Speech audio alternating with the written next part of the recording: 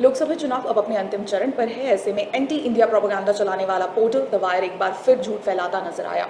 The wire ने अपने एक आर्टिकल में दावा किया है कि 2019 में हुए मतदान की तुलना में इस बार मतदान के पहले 5 चरणों में 19.4 करोड़ कम वोट डाले गए हैं, जिसे बिना फैक्ट चेक किए कई पत्रकारों द्वारा वायरल किया जा रहा है।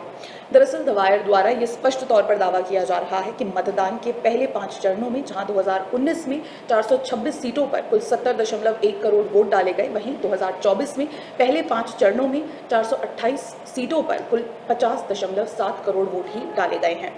इसी के साथ द वायर ने अपने इस लॉन्ग आर्टिकल में 2019 और 2024 के मतदान के पहले 5 चरणों को कंपेयर कर ये दिखाने का पूरा प्रयास किया है कि 2019 की तुलना में इस बार यानी 2024 के चुनावों में कम मतदान हुआ। लेकिन आपको बता दें कि द वायर अपनी झूठी खोजी पत्रकारिता वाले आर्टिकल में जो दावा कर रहा है वो बिल्कुल ही गलत है, क्योंकि इलेक्शन कमीशन ऑफ इंडिया की 2019 की रिपोर्ट देखी जाए तो पता चलता है कि 2019 में 7 चरणों में तो मतदान ही कुल 61 करोड़ लोगों ने किया था।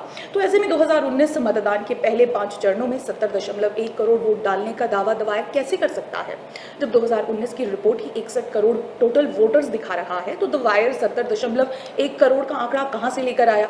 वैसे द वायर ने अभी तक इस आर्टिकल को ना ही डिलीट किया है और ना ही अपडेट किया है। ऐसे में चुनाव आयोग को तुरंत ही द वायर के इस प्रोपेगेंडा भरे आर्टिकल पर संज्ञान लेने की जरूरत है। वास्तविकता यही है कि इस बार के चुनावों में साल 2019 की तुलना में अधिक मतदान हुआ है।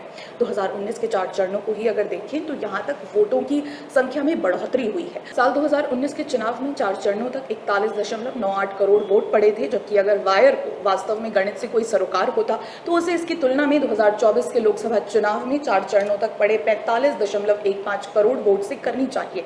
अगर इस गणित को देखें तो साल 2019 की तुलना में 2024 के पहले 4 चरणों तक 3.17 करोड़ वोट अधिक पड़े हैं। बाकी जैसा कि हमने आपको पहले भी बताया कि द वायर और इसके पत्रकार केवल देश विरोधी प्रोपेगेंडा के आधार पर ही चलते हैं। हमने ही आपको अपने चैनल के माध्यम से बताया है कि आखिर द वायर के पत्रकार आरफा खानम शेरवानी ने क्यों अपनी शादीशुदा जिंदगी को राज बनाकर रखा हुआ है, और यही है इनकी एंटी इंडिया पॉलिसी। इसी के आधार पर भी ये आर्टिकल लिखा गया है।